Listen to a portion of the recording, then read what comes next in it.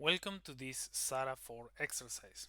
In this exercise, we will import 3D representation of faults in our project, which are called fault grids.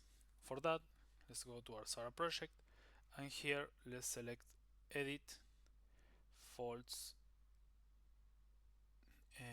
Faults here, and let's add two different grid surfaces that are going to be imported.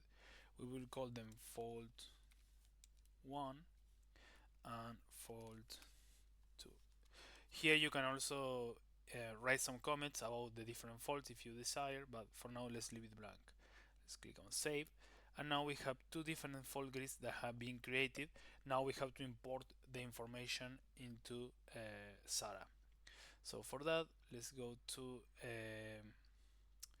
import map and lines and fault surfaces. If you don't have any fault surface created associated to the edit fault that we have just created two different faults, if you don't have any, this option here is going to be grayed out. So now let's import them. We have our faults grid here, and let's import both of them. Now when we import it, we are going to import it. The format is going to be CPSys3. This is the one that has been selected for this exercise. And now we have to review the information that we have. So the two files are open. The fault names are okay. We have fault 1 and fault 2. Here we can check if they have been correctly associated. Fault 2, fault 1. Let's check the units. Then in this case the unit has to be meters TBD sub C. Here as well, meters TBD sub C.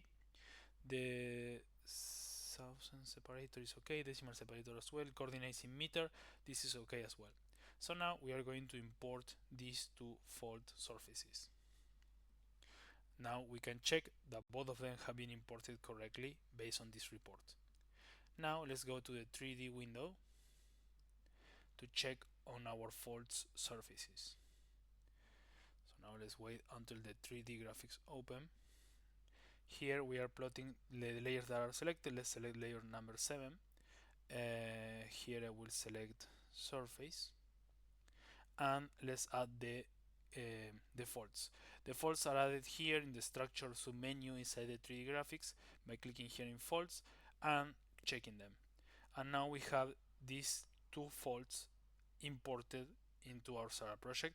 Here we can see how it cuts the layer number 7, and if we want we can add more layers to check on different depths the cutting point. Here we can see as well how the fault goes through the layer at the points that we don't have any surface as well, so that indicates that the mapping is correct as well. Here you can modify the color of the fault as well. So if you want to select a different color, you can do it there. Obviously you can also plot the different wells. For example, if I plot all the wells here, I have some bubbles pre-selected here, so we see the production and the position of the layer, the relative position of the layer to the well and to the layer that we have selected. And also we can plot, for example, the logs.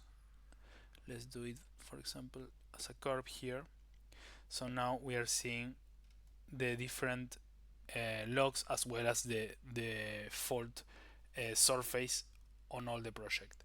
So that will be everything for this tutorial. We have imported a fault surface, two fault surfaces, and we have visualized them in the 3D graphic tools. So thank you for watching and have a great day.